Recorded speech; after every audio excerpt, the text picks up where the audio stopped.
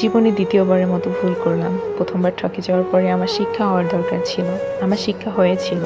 আমি অনেক মানুষকে ইগনোর করেছি। আমি কোনো সম্পর্কে জড়াতে চাইনি। তারপর হঠাৎ করে একটা মানুষের সাথে সম্পর্ক তৈরি হলো, বন্ধুত্বের সম্পর্ক। তারপর কিভাবে জানি আমি তাকে ভালোবেসে ফেললাম। প্রথম মানুষটাকে যতটা ভালোবেসেছিলাম তার চেয়ে ডবল ভালোবেসেছি সেই মানুষটাকে। আমার মাঝে মাঝে ভয় হতো যদি আবারও সেই মানুষটার মতো হারিয়ে ফেলি, কিন্তু তার প্রতি আমার এমনভাবে বিশ্বাস ভরসা তৈরি হয়ে গেছিল যে আমার মনে হয়নি এই মানুষটা আমার সাথে বেইমানি করতে পারে।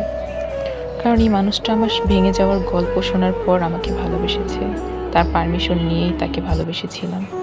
আমি তার কাছে কোনো কিছুই লুকাইনি। অনেক কিছুই চাইলে লুকাইতে পারতাম, কিন্তু শেষমেশ ভেবে দেখলাম লুকিয়ে লাভ কি? লুকিয়ে তো আর আমার নিজের ভাগ্যের গল্প বদলাতে পারবো না। তাই তাকে ভালোবেসেছিলাম, কিন্তু কিছু সময়ের ব্যবধানে এই মানুষটা তার থেকেও দ্বিগুণ কষ্ট দিয়ে আমায় ছেড়ে গেছে। এখন আমি কাকে দোষ দিব বলেন?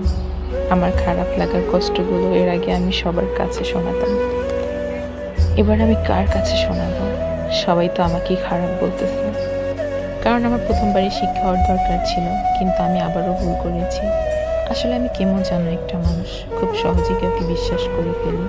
আর এই জন্যই আমার জীবনের এই অবস্থা। আজকে আমার খারাপ থাকার পেছনে অন্য কেউ দায়ী নয়, বরং আমি নিজেই নিজের জন্য দায়ী।